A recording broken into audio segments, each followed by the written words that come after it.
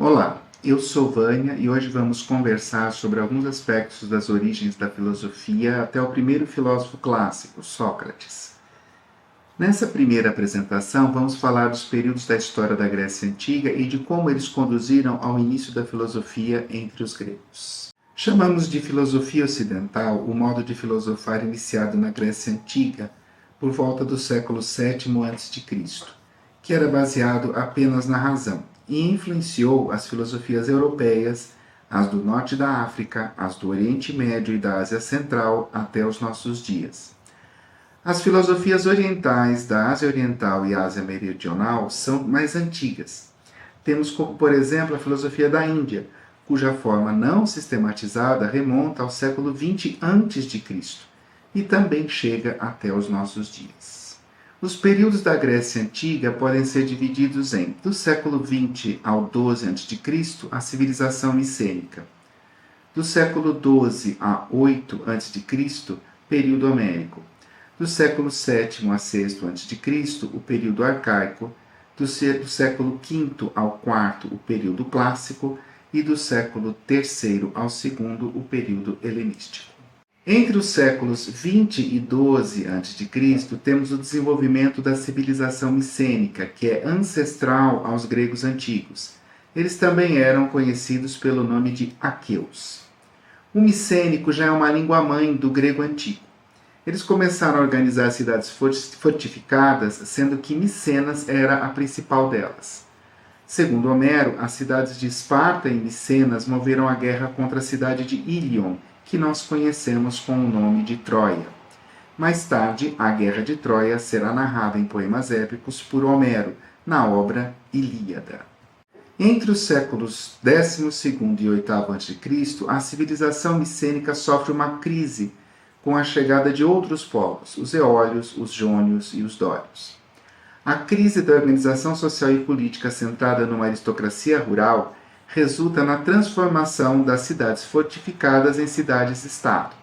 No final desse período viveu o poeta Homero, em torno de 900 a.C.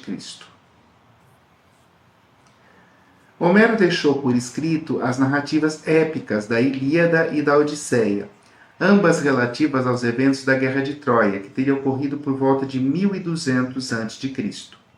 A Ilíada narra os eventos em torno do guerreiro grego Aquiles, desde sua ira contra o rei de Micenas, Agamenon, até o momento em que ele mata o príncipe e maior guerreiro de Troia, Heitor. Mas esse episódio ainda não marca o final da guerra. A Odisseia narra as aventuras do rei grego Odisseu, também conhecido por seu nome latino Ulisses, rei da ilha de Ítaca, que teria sido o inventor do cavalo de Troia, episódio que termina a guerra. Ulisses passa por várias aventuras para conseguir navegar no seu retorno para casa. Vamos fazer uma pequena viagem aqui partindo do nosso centro do universo. Vamos olhar como era a civilização micênica, que território ela ocupava. A civilização micênica ocupava esse território que está em vermelho, que compreende o que é hoje o sul da Grécia, a Ática e essa região aqui embaixo, principalmente, que é a região do Peloponeso, que tem esse nome por conta da ilha de Peleu. E aqui a gente vê mais de pertinho as duas cidades, mais ao norte Micenas e mais ao sul Esparta. Elas então se envolveram na Guerra de Troia. Troia está um pouquinho mais ao norte, em direção ao que é hoje a Turquia. Vou chegar mais perto para ver Troia aqui, ó. E tem ali o sítio arqueológico de Troia até hoje. Então esse foi o cenário da Guerra de Troia, que foi uma guerra que dependeu sim muito de navegação, porque eles tinham que chegar ali por mar, Então até a tragédia Ifigênia começa assim, começa pela falta de vento para que os gregos possam chegar até Troia. No período arcaico, entre os séculos VIII e VI a.C., ocorre o chamado milagre grego, que é um desenvolvimento econômico, político e cultural que estabelece o domínio dos gregos sobre o mar Mediterrâneo. Nesse período tem início a filosofia grega antiga, com os filósofos naturalistas, por volta do século VII a.C. O termo milagre é um pouco exagerado, porque outras civilizações orientais também tiveram momentos de expansão e desenvolvimento cultural. Mas nesse período tem início uma série de contribuições da civilização grega antiga que permanecem no Ocidente e, de certa forma, na humanidade até os nossos tempos.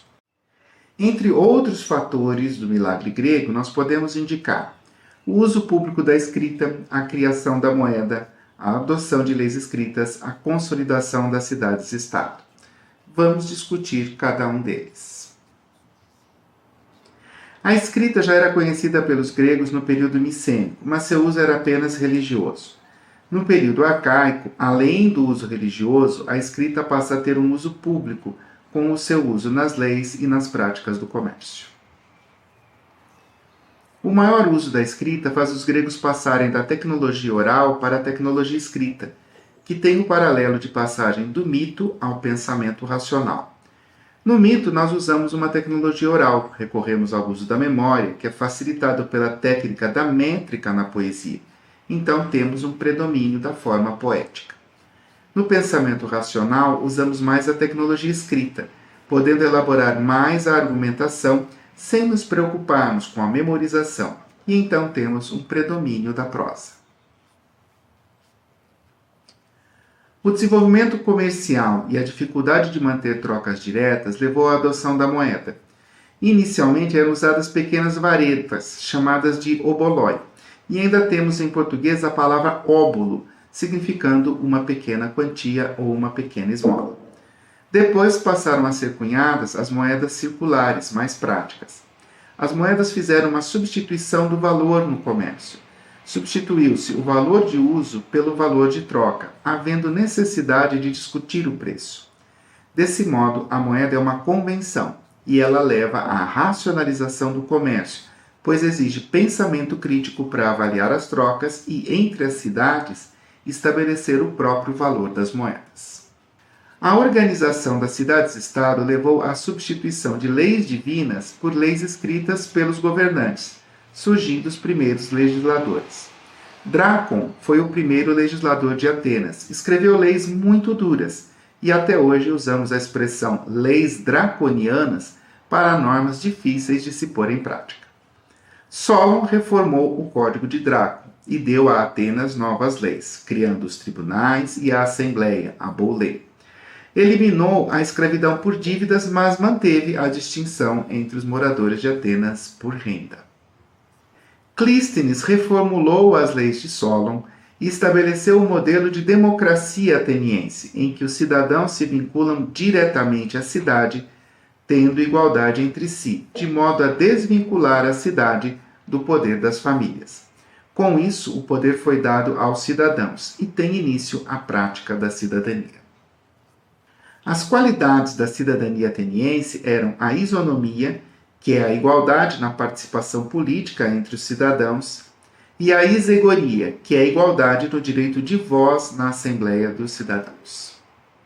Porém, essa cidadania não era universal e dizia respeito apenas aos homens atenienses livres. Os atenienses tinham até um mito para as mulheres não terem cidadania, baseado na escolha do nome da cidade que fora feito pelas mulheres em favor da deusa Atena. Atenas se tornou o modelo da cidade-estado grega, com a ágora, a Assembleia Geral dos Cidadãos, a separação entre o poder familiar e o poder da cidade, com distinção entre o ambiente privado e o ambiente público, e a justiça política, o princípio de igualdade entre os cidadãos nas decisões da cidade. O período clássico se inicia pelo século V, sob o governo de Péricles em Atenas. É o momento em que melhor se desenvolve a democracia ateniense e que começa a se desenvolver a filosofia clássica, com o debate entre os sofistas e Sócrates. O período helenístico vai do século III ao II a.C. e ele é marcado pelo Império Macedônio, com Filipe e depois seu filho Alexandre o Grande. A disseminação da cultura da cultura grega pelo mundo conhecido acontece dentro do Império Macedônio, que praticamente conquista esse mundo que era conhecido no entorno da Grécia. O final desse período é marcado pelo início do Império Romano. E com isso nós concluímos essa primeira apresentação dos períodos da história da Grécia Antiga. Já encontramos aí no período arcaico os primeiros filósofos, encontramos no período clássico Sócrates. Vamos ver então como é que isso se desenvolveu no próximo vídeo.